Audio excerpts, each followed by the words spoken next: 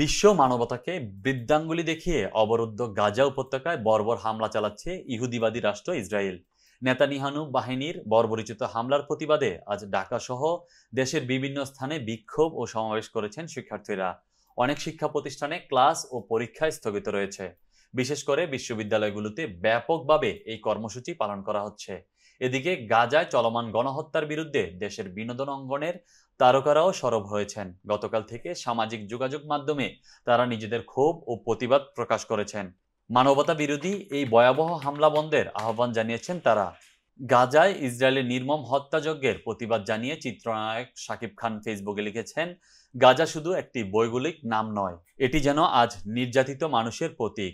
দুঃখজনক হলেও বাস্তবতা হচ্ছে সৃষ্টিকর্তার কাছে প্রার্থনা করা ছাড়া আর কিছুই করতে না পারা। তাদের পাশে আছি ভালোবাসা, সংহতি আর শান্তির প্রত্যাশায়। আসিফ আকবর তার ফেসবুকে লিখেছেন, বিদায় রাফা, গাজার জান্নাতি শহীদেরা, শ্রেষ্ঠ ধর্মের অনুসারী আর তাদের নিকৃষ্ট শাসকরা আনন্দে থাকুক জ্বলন্ত জমিনের দুযোগে। জয়া হাসান লিখেছেন, দক্ষিণ গাজায় ইসরায়েলি সেনারা 15 জন জরুরি চিকিৎসা কর্মীকেও হত্যা করেছে। গাজায় যে নিষ্ঠুর আর হৃদয়হীন গণহত্যা ইসরায়েল চালিয়ে আসছে, এটা তারই একটি অংশ। পৃথিবীকে তারা ফিলিস্তিনি শূন্য করার নিয়তে নেমে গেছে।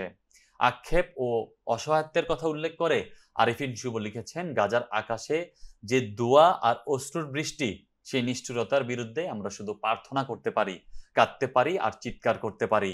এই মানুষগুলোর অপরাধ কি? শুধু এই যে তারা নিজেদের মাটিতে বাঁচতে চায়। সিয়াম আহমেদ তার ফ্রি প্যালেস্টাইন স্যুটের একটি ছবি প্রকাশ করে লিখেছেন, আমি যখন এই পোস্ট লিখছি ততক্ষণে গাজার অস্তিত্ব কি মুছে গেছে? আমরা কি পারলাম না এই শহরটা ও দেশটাকে বাঁচাতে? ফিলিস্তিনের এই ধ্বংসাবশেষের দায় কি আমরা কেউ এড়াতে পারবো? ফিলিস্তিনের জন্য আমার মনের কান্না কখনো থামাতে পারিনি। যখন জঙ্গলির গল্প লেখা হচ্ছিল তখনও পাখির জায়গায় আমি বারবার ফিলিস্তিনি শিশুদেরকেই কল্পনা করতাম।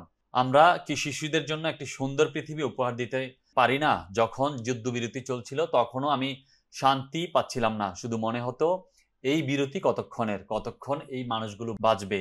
তমা মির্জা তার ফেসবুকে গাজায় ইসরায়েলি হামলার একটি ছবি পোস্ট করে লিখেছেন, এটা গোটা মুসলিম দেশের মুসলমানদের শাহাদাতের চিত্র।